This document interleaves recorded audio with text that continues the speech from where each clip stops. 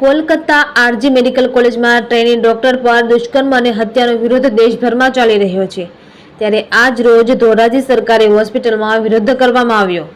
સરકારી હોસ્પિટલમાં ડોક્ટરો અને રેસિડેન્ટ ડોક્ટરો હડતાલ પર ઉતર્યા છે અને ઓપીડી તથા વોર્ડ સર્વિસથી દૂર રહ્યા। જો કે ઇમરજન્સી સેવા ચાલુ રાખવામાં આવી હતી। હવે ધોરાજી સરકારી હોસ્પિટલની સાથે ખાનગી હોસ્પિટલો પણ આ હડતાલમાં જોડાવાનું એલાન કર્યું છે। આ બાબતે અમારું પૂરેપૂરું સમર્થન આપેલ ઇન્ડિયન મેડિકલ એસોસિએશન દ્વારા આજે સવારે 6 વાગ્યાથી આગામી 24 કલાક સુધી તાત્કાલિક સિવાયની તમામ સેવાઓ બંધ રહેશે। ઇન્ડિયન મેડિકલ એસોસિએશન સાથે હોમિયોપેથિક એસોસિએશન ગામની તમામ હોસ્પિટલો તબીબોએ સમર્થન આપ્યું હતું। રિપોર્ટર નયન રાવરાણી, ધોરાજી। હું ડૉક્ટર મિરલ દસાણિયા, પેથોલોજીસ્ટ। કલકત્તામાં જે ફિમેલ ડૉક્ટર ઉપર રેપનો જે કેસ થયો છે એના વિરોધમાં અમે અત્યારે ઓપીડી સેવા બંધ રાખેલ છે અને એ કેસમાં જલ્દી જસ્ટિસ મળે એ માટે અમે બધા પ્રયત્ન કરીએ છીએ અને એના સંદર્ભમાં IMA, જીડા, ગુજરાત ઇન ડૉક્ટર એસોસિએશન અને આ બધા ડૉક્ટરો, CPS ડૉક્ટર્સ આ બધા અત્યારે ઓપીડી સેવાથી દૂર થઈ ગયેલ છે અને આ કેસમાં જલ્દી જસ્ટિસ મળે એના માટે અમે અનુરોધ કરીએ છીએ।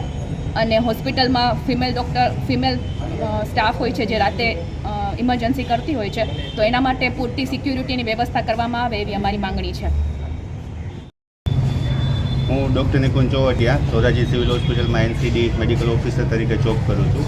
આજથી 1 વીક પહેલાં જે કોલકાતાની અંદર લેડી ડૉક્ટર ઉપર જે ઇન્સિડન્સ થયો આરજીકર મેડિકલ કોલેજની અંદર, જે રાતે 36 કલાકની ડ્યુટી કરીને આરામ કરવા માટે ઓડિટોરિયમ રૂમમાં જઈ અને ત્યાં આરામ કરતી હતી, તેના પર આ લોકોએ રેપ કરીને એનું મર્ડર કરી નાખ્યું અને એને હજી જસ્ટિસ મળ્યો નથી। એના માટે ઓલ ઇન્ડિયા બધે પણ મીન્સ મુવમેન્ટ ચાલી રહી છે, સ્ટ્રાઇક ચાલી રહી છે। તો એ બાબતના સપોર્ટમાં અમે આજે ધોરાજીમાં પણ સ્ટ્રાઇક કરી છે। જ્યાં સુધી એ લોકોને જસ્ટિસ નહીં મળે ત્યાં સુધી અમારી સ્ટ્રાઇક ચાલુ રહેશે અને અત્યારે ઇમરજન્સી સેવા ઓનલી ચાલુ છે અને ઓપીડી અને નોન ઇમરજન્સી સેવાઓ બધી બંધ કરવામાં આવી છે। જો જસ્ટિસમાં હજી પણ ડિલે થશે તો આગળ ઇમરજન્સી સેવાઓ પણ બંધ કરવાના મીન્સ નિર્ણયો ચાલી રહ્યા છે। તો એ પણ અમે આગળ જઈને જે કાંઈ અમારું એસોસિએશનને નક્કી કરશે એ રીતના અમે પણ એ રીતના ફોલો કરશું એને।